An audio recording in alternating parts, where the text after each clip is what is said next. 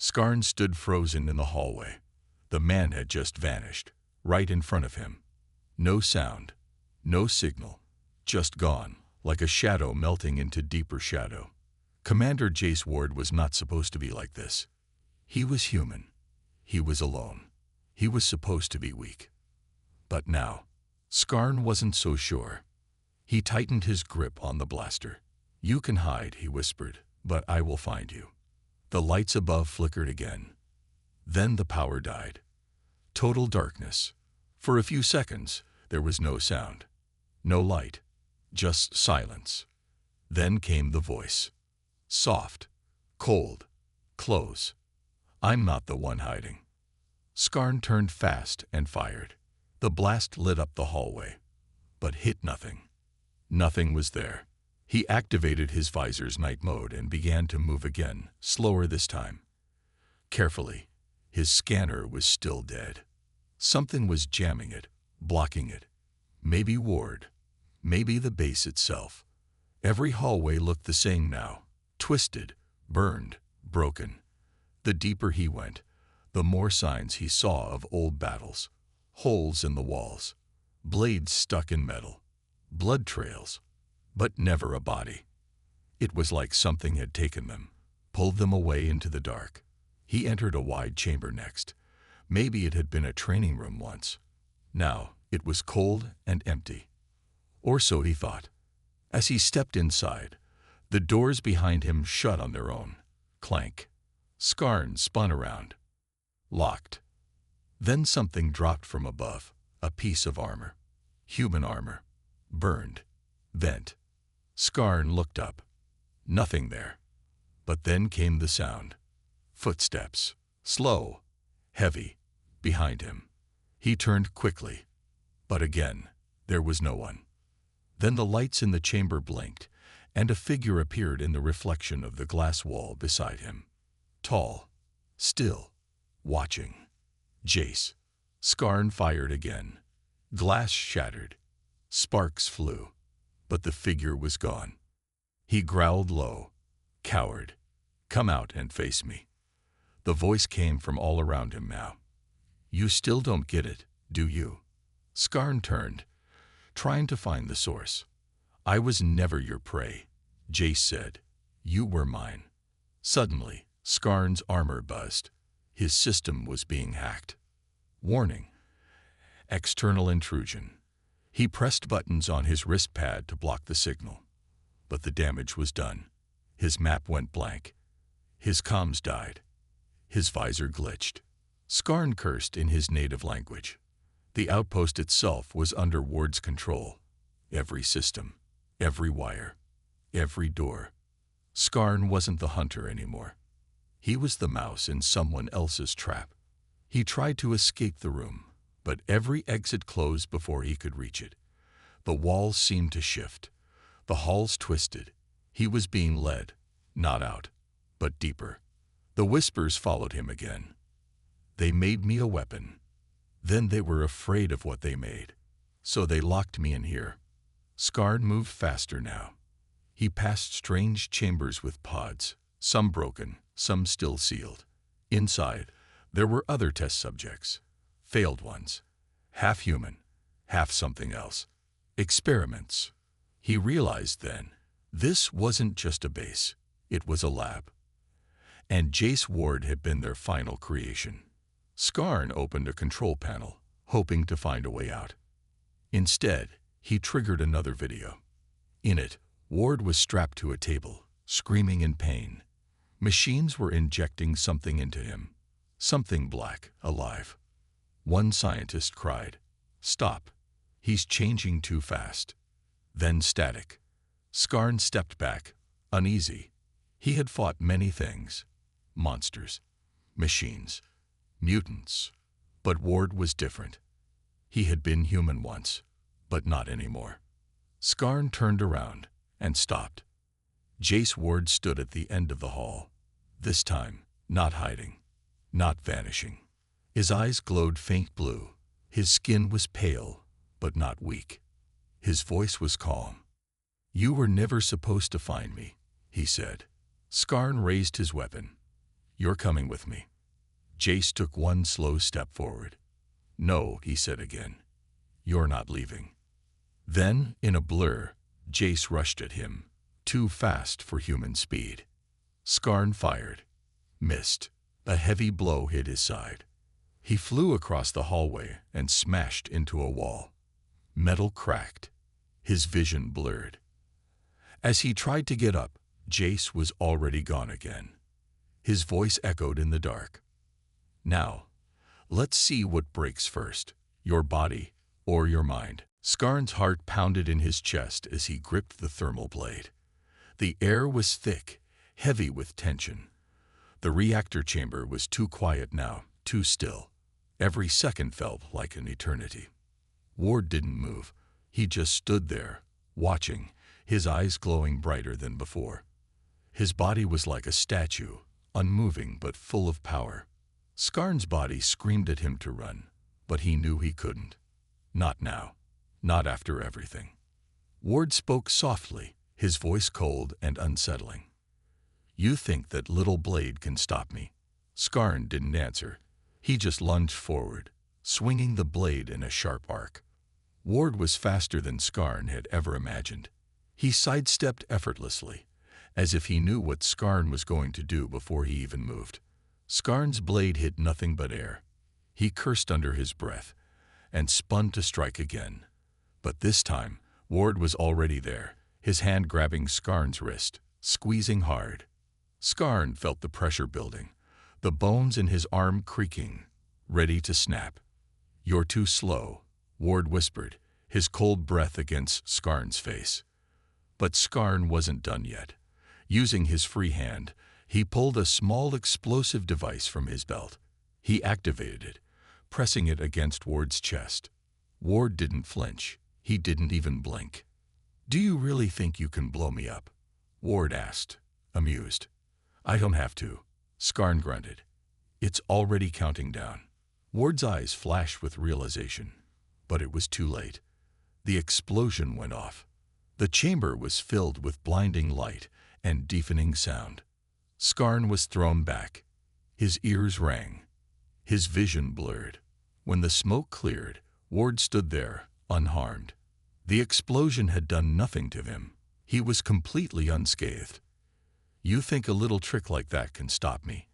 Ward said with a smirk, his voice almost mocking. "I was never meant to be stopped."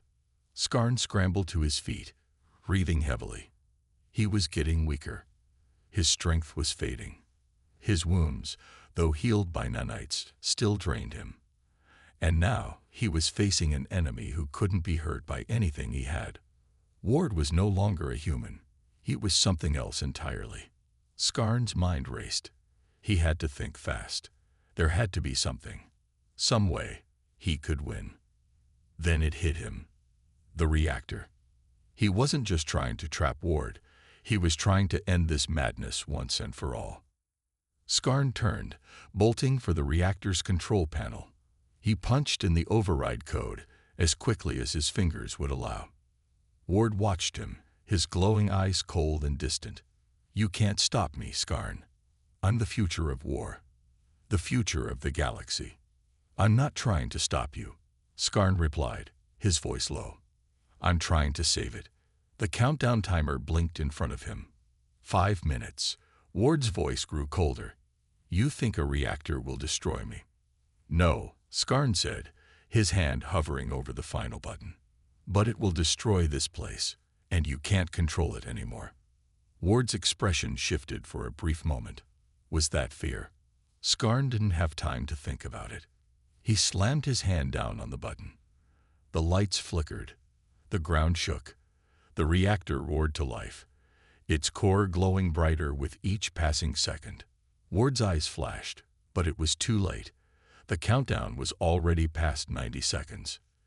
"You can't," Ward shouted, his voice filled with fury.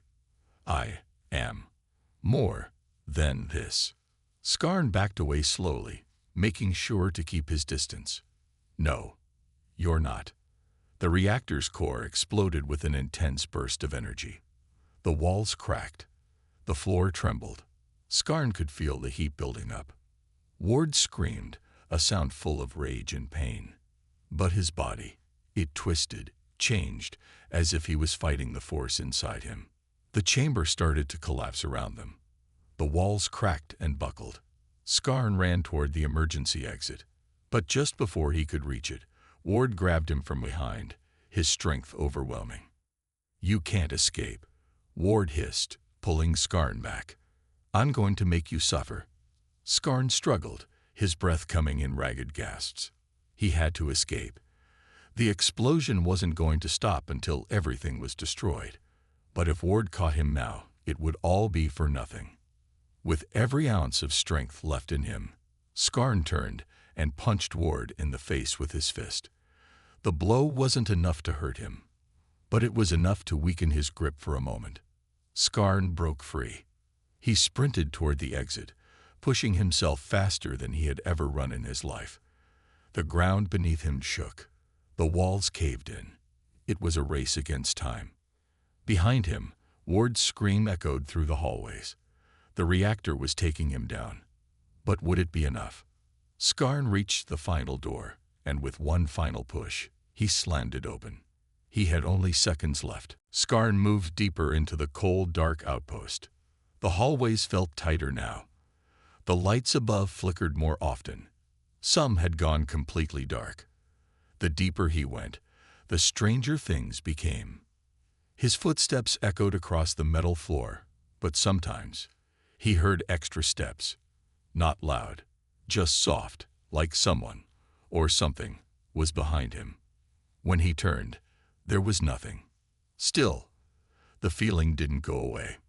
He passed by empty rooms filled with broken beds and dusty lockers. Some doors were half open, like people had rushed out. In one room, chairs were knocked over and food trays were on the ground, uneaten. People left in a hurry, or they never had the chance to leave. Skarn found another holoscreen still working. He tapped it. A video started to play. It showed a group of human soldiers inside this very outpost. They looked tense. Their captain spoke fast, whispering to the camera. "We've lost control. He's not part of the project anymore. He is the project now. If anyone finds this, don't try to fight him. Just leave." The screen went black. Skarn stepped back. That same word again. Project. Project Revenant. He checked his mission file. Jace Ward was listed as a commander, a soldier, and part of something called Revenant. No other details. Strange. Skarn opened a side room. It looked like a lab. Inside, broken machines lay scattered on the ground. He stepped over wires and crushed glass. A black pod stood in the center, cracked open from the inside. He scanned the pod. It once held a living subject. Name tag: Test Subject R01, Ward J. Suddenly, his scanner beeped again. Movement detected. He froze. The signal was close. Then, gone. Again. He stepped back into the hallway. A light behind him blinked once, twice, then broke completely. Everything went dark. But then, red letters lit up the wall again. "You don't belong here." Skarn aimed his blaster at the message. "Show yourself," he said. No answer. Then the air changed. The silence was heavy, like the walls were holding their breath. A noise came from behind him. Soft, metal sliding, like a foot dragging across steel. Skarn turned fast. Still nothing. He moved slowly down the hall, careful, ready to fire. Then, out of the corner of his eye, a figure. Tall, standing in the shadows. Not running, not hiding. Just watching. Skarn raised his weapon. Jace Ward. The figure didn't speak. It stepped forward, slow, calm, like it had all the time in the world. The light flickered again. The figure was gone. Skarn's heart pounded, not in fear, but in mourning. His killer instincts screamed, something is wrong. He checked his scanner. Still nothing. It wasn't broken. It was being blocked, controlled. He entered a control room next. There were bodies here, alien mercenaries, not human. Their armor was high class. Their weapons were still powered, but their eyes were open and lifeless. Skarn scanned one of them. No wounds, no poison, no virus. Cause of death, heart failure. From fear. These were trained killers, and they had died without firing a shot. Skarn walked past them. He saw deep scratches on the wall. Not human claws. Not alien weapons. Something stronger, sharper. Then a sound. Behind him, a voice. Clear, calm. They sent you, didn't they? Skarn turned fast. This time, he saw him. A man stood at the end of the hallway. Black armor, pale face, cold eyes. Commander Jace Ward. Alive. He looked at Skarn without fear. You're the new one, Jace said. Another killer. Another weapon. They never learn. Skarn raised his blaster. You're coming with me. Dead or alive. Jace smiled. Not a kind smile. A knowing smile. No, he said. I'm not. Then, without a sound, he stepped back into the darkness and vanished. No flash. No smoke. Just gone. Skarn didn't move. He didn't speak. Because for the first time, he realized something important. This wasn't a mission. This was a warning. Skarn pushed himself up slowly. His ribs hurt. His armor was cracked. That hit, it wasn't normal. Not even elite soldiers could move or strike like that. Jace Ward was no longer just a human. He was something else. And now, the hunter was bleeding. Skarn sat against the cold wall, breathing hard. His visor flickered again. Half the screen was broken. His internal systems were still jammed. No backup. No exit path. He was truly alone. But he wasn't ready to give up. He pulled a small case from his belt. Inside were nanite injectors. Advanced healing tools. He stabbed one into his side. It stung. The pain faded slightly, but it wouldn't fix broken bones. It would only buy him time. Time he had to use fast. He crawled into a side hallway, quieter and tighter. The main corridor was too exposed. He needed answers. He needed to know what Jace Ward really was. There had to be a reason the humans locked him here. Skarn found a sealed door with a strange symbol. Project Revenant. Final logs. He sliced the lock open and stepped inside. The room was small and dusty. A single screen blinked slowly in the dark. He activated it. A hidden file played. A final report. A man in a lab coat appeared. His voice was shaky. Project Revenant was never meant to reach this stage. The goal was simple: create a perfect soldier. A man who could survive anything. Think faster, move faster, kill faster. We picked Commander Jace Ward. Strong, brave, loyal. But the serum changed him. His brain restructured. His body repaired itself even after death. He became more than human. Then came the voices. He said they were calling to him. The AI couldn't stop him. He became the system. He didn't escape the cage. He became the cage. The recording ended. Skarn sat still, thinking. Ward wasn't just alive. He was the outpost. He was inside every wire, every wall, every locked door. They didn't lock him in to keep him from escaping. They locked him in to stop the universe from seeing what he had become. And now, Skarn had opened the door. Suddenly, a low sound came from above. Metal groaned. The ceiling bent. Then, crash. A large figure dropped behind Skarn. He spun around. Fired. The blast hit, but the figure didn't fall. It was Ward. And now, Skarn saw him clearly. His eyes glowed like cold stars. His skin was pale, but hard like armor. Black veins ran under the surface. And he wasn't breathing. He didn't need to. Jace Ward wasn't fully human anymore. He stepped closer. I died once. Ward said softly. But death was too small for me. Skarn raised his blaster. You're a monster. No, Ward whispered. I'm what happens when monsters build soldiers. In a flash, he struck again. Skarn barely dodged. The wall behind him shattered. Sparks rained down. He rolled under a pipe, fired again, this time at the ceiling. It crashed down between them, blocking Ward for a moment. Skarn ran. His breath was sharp, his body weak, but his mind was focused. He knew now, this wasn't about capture. It wasn't even about survival. It was about containment.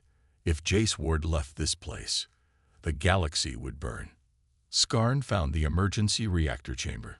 If he couldn't kill Ward, he'd have to trap him again. Forever.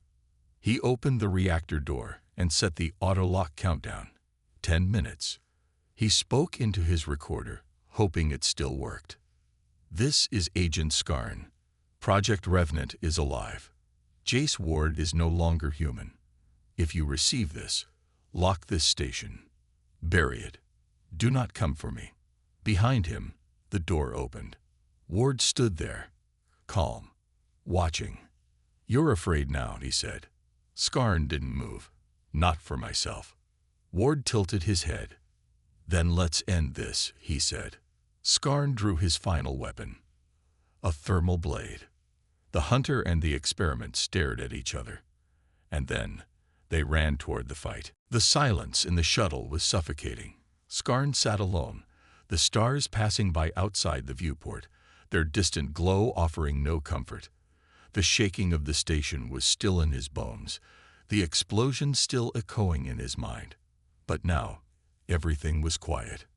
Everything was still. Skarn's eyes drifted to the control panel. His fingers brushed the edges of the buttons, but he didn't press anything. There was nothing left to do. Ward was gone. The station was in ruins. The galaxy was safe, for now. But Skarn didn't feel like a hero. He had done what was needed to stop Ward, but the cost had been high. The faces of the crew he had worked with, the innocent lives lost when the reactor went critical, haunted him. He had made the choice to stop Ward at any cost. And now, he was alone in the cold vacuum of space, heading back to a galaxy that would never know what happened. He closed his eyes and leaned back in the pilot's seat, letting the cold metal of the shuttle cradle him. The soft hum of the engines was the only sound. But inside, his mind was racing, replaying the events of the past few days. He could still hear Ward's voice, how confident it had been, how unstoppable Ward had thought himself to be, how Skarn had looked into those glowing eyes, knowing that his only hope had been to destroy the very thing he was fighting for, the future of humanity. But what was the cost of that victory? What had Skarn sacrificed to stop one monster? His thoughts turned to his comrades, the ones who had fallen in the battle to hold the outpost. Their faces blurred, but their memories remained sharp. They had given their lives to keep the galaxy safe. And now, they would be forgotten. No medals, no memorials, just a cold, empty space where their names used to be. Skarn's heart tightened in his chest. He had been part of something bigger once. He had believed in the mission, in the cause. But now, he wasn't sure anymore. The lines between right and wrong had blurred. He had done what needed to be done, but at what cost? His hand hovered over the communication system. He could contact the fleet, report the mission's success, tell them that Ward was dead, that the galaxy was safe. But he didn't. He couldn't bring himself to do it. What was the point? The fleet didn't need to know how he had done it, how the mission had turned into a nightmare. He didn't want to be a hero. He just wanted to be done. Skarn took a deep breath, trying to clear the thoughts that weighed him down. He focused on the stars, the endless stretch of space before him. There was nothing but the blackness, the silence, and the emptiness. A part of him wanted to believe that it was over, that he had done what was necessary, and now he could move on. But the truth was different. He knew the price of survival now. It wasn't just the lives lost. It was the part of himself that had died in that reactor chamber, in the fight with Ward. the part of him that had once believed in something greater than himself. Now, all that was left was a man who had sacrificed everything and was unsure what he had gained in return. Skarn glanced at the fuel gauge. It was low. He still had a few days of travel ahead of him before reaching a safe zone. But for now, he didn't care. He wasn't in a hurry. He wasn't running. He was simply drifting, a ghost in the dark. His thoughts were interrupted by a faint signal coming through the comm system. Weak, faint, almost as if someone was trying to reach him. Skarn's hand moved instinctively toward the controls, but he hesitated. Who could it be? The outpost had been destroyed. The fleet was far behind. Yet the signal persisted. He pressed the button, opening the channel. The screen flickered to life, and a voice crackled through the static. "Skarn, is that you? We need to talk." Skarn froze. The voice was familiar, but distorted. He leaned forward, trying to make sense of the message. It was a voice he hadn't heard in months, someone who should have been long gone. The message continued, but the signal was weak, fading in and out. Skarn felt a chill run down his spine. "Skarn, you're not alone. There's more you don't know." The transmission ended abruptly. Silence. Nothing but the sound of his own breathing filled the shuttle. Skarn stared at the screen, confusion and fear gripping him. What had that been? A warning? A message from the past? Or something else entirely? His mind raced. Ward was dead. The outpost was gone. But this wasn't over. Something else was out there. Something that Skarn didn't understand. He leaned back in his seat, staring out at the stars once more. The galaxy was vast, and it was more dangerous than he had ever realized. He was done fighting for now. But he knew one thing. The price of survival was more than just the cost of a battle. It was the cost of what came after. And Skarn's journey was far from over. The stars above Earth blinked out one by one, not because the lights of space were dying, but because something was blocking them. Far beyond the galaxy, where no eyes had ever looked, a shadow began to stretch. It wasn't a ship, it wasn't a fleet. It was something older, much older. In a distant corner of the universe, hidden behind a nebula of cold gas, an ancient being stirred. It was like the first breath after the death of time itself. Dark, silent, and massive beyond measure. It was known only in whispers, passed down through the oldest races. It was called the Devourer. A being born before galaxies, before stars. A creature that fed on worlds, on civilizations, on everything in its path. Nothing could stop it. And now, it was awake. Closer. Back on Earth, Eli stood alone in a field, staring at the sky. His glowing blue eyes flickered as he felt the power within him stir. Something was coming. He couldn't see it yet, but he could feel it. Something huge and dark. Behind him, a man in a dusty coat appeared. His face was worn, his eyes tired, but there was strength in him, strength that still hadn't been broken. It was Professor Reynolds, the scientist who had helped Eli before, back when the first signs of something terrible had appeared. "You can feel it too, can't you?" Reynolds asked, his voice low and serious. Eli nodded slowly. "It's bigger than anything I've ever known. It's like the end of the universe itself." Reynolds' face tightened. "That's because it is. The Devourer isn't just a monster, it's a force. The living thing that consumes everything it touches. And there's nothing we can do." "No," Reynolds said, shaking his head. "No weapon on Earth, no army, no shield can stop it. It moves through space like a storm, a black hole made of flesh." Eli's heart pounded in his chest. He could feel the earth beneath his feet tremble slightly. It wasn't an earthquake. The ground was shaking because something vast was moving out there. And it was coming closer.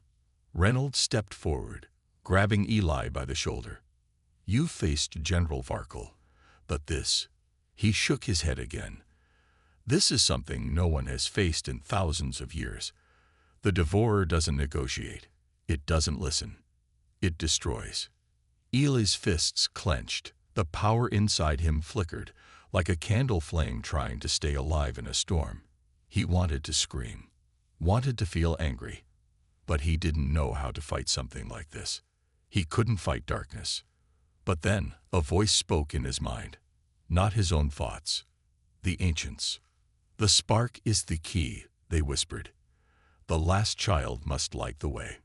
Eli didn't understand at first, but the more he focused, the more the voice grew clear. He turned to Reynolds. "There's a way.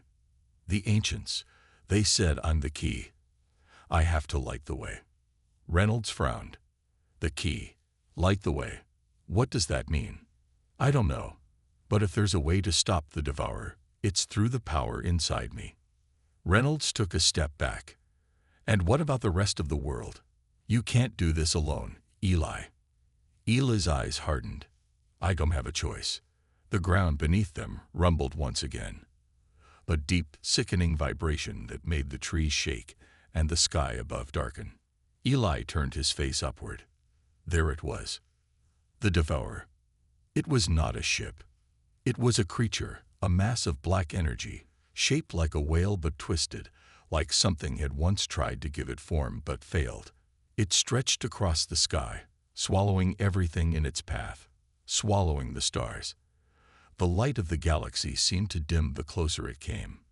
It's here," Reynolds whispered. Eli's body flared with energy. The blue light that had always surrounded him blazed brighter. He floated into the air, slowly at first, and then faster. "I'm ready," he said to Reynolds, his voice calm, despite the storm that raged inside of him. Reynolds shouted, "No, wait." But Eli was already gone. Through the air, through the clouds, higher, until the atmosphere began to thin, until all that was left was empty space, full of darkness and stars. And then, before Eli's eyes, the devourer began to speak. Not with words, not with sound, but with thought. It flooded Eli's mind like an ocean of shadow, overwhelming his senses. The power of it was suffocating. "You cannot stop me."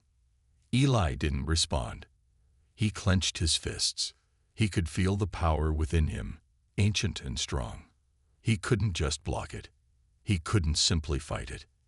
He had to become it. And then, in a flash, everything changed.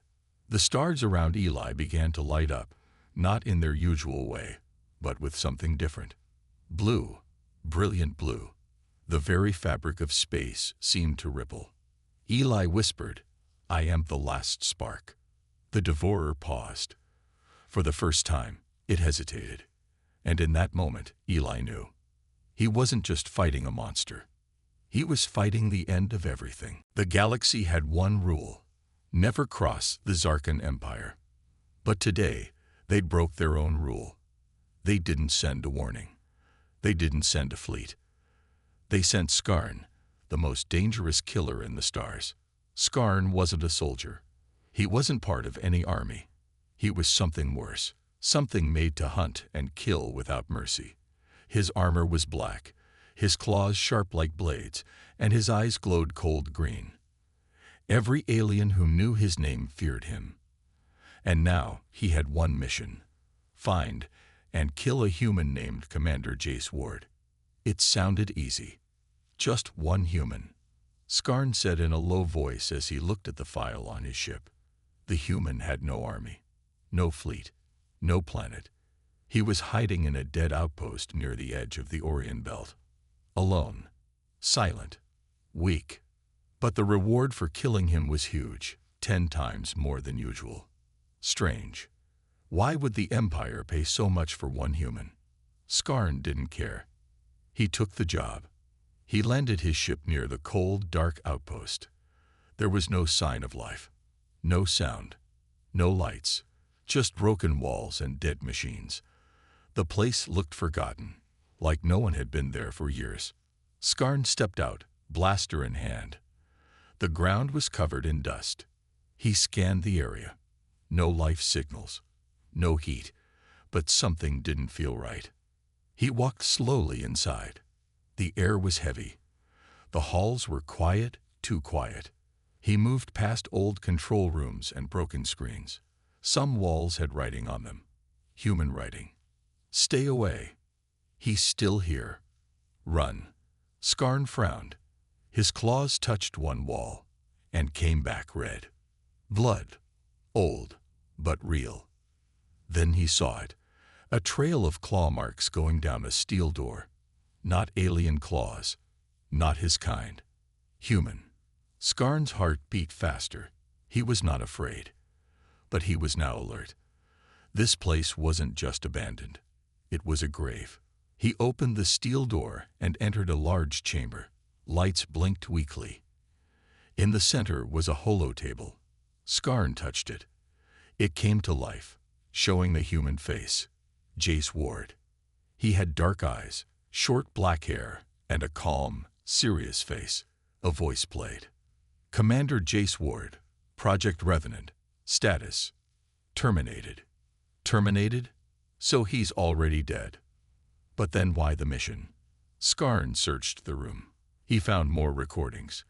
In one, human soldiers were shouting. One of them screamed, "Shut it down. He's not human anymore." Then static. Another recording showed the same soldiers running. A shadow moved fast behind them, too fast to see clearly. One by one, the soldiers vanished into the dark. No gunfire, no fight, just silence. Skarn's grip on his blaster tightened. What happened here? He moved deeper into the base. Every room had signs of panic. Tables flipped, walls cracked, weapons broken. No bodies, just stains. It was like something took them, one by one. Suddenly, his scanner beeped. Movement, just for a second. Too fast, gone again. He turned quickly, eyes scanning every shadow. "Come out," he said calmly. Nothing. He kept walking. Then the lights in the hallway flickered and went out. Darkness. His visor adjusted. He saw a faint glow on the far wall. Words written in red. "You should not have come." Skarn aimed his blaster forward, stepping carefully. Every sound felt louder. The tap of his feet, the soft hum of the walls, even his own breath. Then he heard it. A whisper. Not from behind, not from ahead, from everywhere. He paused. "Jace Ward," he said loud and clear. "You can't hide forever." The whisper came again, but this time it formed words. "I'm not hiding." Then silence. Skarn turned fast, scanning all around. But there was no one. A cold chill ran down his back. Not fear, but confusion. He had fought monsters, killed rebels, broken warlords, but never had the enemy spoken first, and never with such calm. He checked his scanner again. No signal, no power. The outpost's system was locked. He was alone. Or maybe not. He looked again at the red message glowing on the wall. "You should not have come." And for the first time in years, Skarn wondered, had he made a mistake?